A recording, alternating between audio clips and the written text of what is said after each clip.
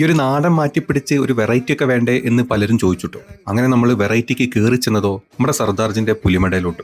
സർദാർജിക്കാണെങ്കിൽ ബാംഗ്ലൂർ ഒരു 7-8 ഔട്ട്ലെറ്റ് ഒക്കെ ഉണ്ട് കേട്ടോ. നമ്മൾ പോയത് വരത്തൂരുള്ള ഔട്ട്ലെറ്റിലാണ്. ഒരു ദാബ സ്റ്റൈലൊക്കെ നമ്മൾ അങ്ങോട്ട് കുത്തിയിരുന്നു. പിന്നെ ഹരിശ്രീ അശോകൻ പഞ്ചാബി ഹൗസ് പറഞ്ഞ പോലെ സോണിയ പോന്നോട്ടെ എന്നുള്ളൊരു അവസ്ഥയിൽ ഞാൻ ചിക്കൻ പോന്നോട്ടെ, പനീർ പോന്നോട്ടെ, മട്ടൻ പോന്നോട്ടെ, അങ്ങനെ ഫുഡുകൾ ഓരോന്നായിട്ട് വന്നുകൊണ്ടേയിരുന്നു. മുക്കി കൂട്ടാൻ ചാറ് വെച്ചപ്പം ചേട്ടൻ 4 റൊട്ടിയും കൂടെ കൊണ്ടു തന്നു. ഈ ഹിന്ദി അറിയാത്തതിന്റെ ഒരു ബുദ്ധിമുട്ടേ സാരല്ല പോട്ടെ.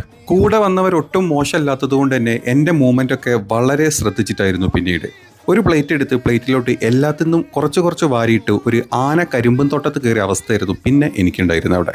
വെറുതെ തള്ളാൻ പറയുന്നതല്ല കേട്ടോ, അവിടുത്തെ ഫുഡിനൊക്കെ വല്ലാത്തൊരു ഫ്രഷ്നെസ് ഫീൽ ചെയ്തിരുന്നു. എനിക്കൊന്ന് അവർ യൂസ് ചെയ്യുന്ന ബട്ടറൊക്കെ ഉണ്ടല്ലോ, അതൊക്കെ ഭയങ്കര പ്യൂരിറ്റി ഉള്ള നല്ല ക്വാളിറ്റി ഉള്ള സാധനം തന്നെ ആയിരുന്നു. അതുകൊണ്ട് തന്നെ ഫുഡ് കഴിച്ചുകൊണ്ടിരുന്നപ്പം അത് തീരുന്നത് ഞാൻ അറിഞ്ഞതേയില്ല. അപ്പം പറ്റുന്നവരൊക്കെ ഒന്ന് വിസിറ്റ് ചെയ്യട്ടോ നമ്മുടെ സർദാർജി കിച്ചൻ.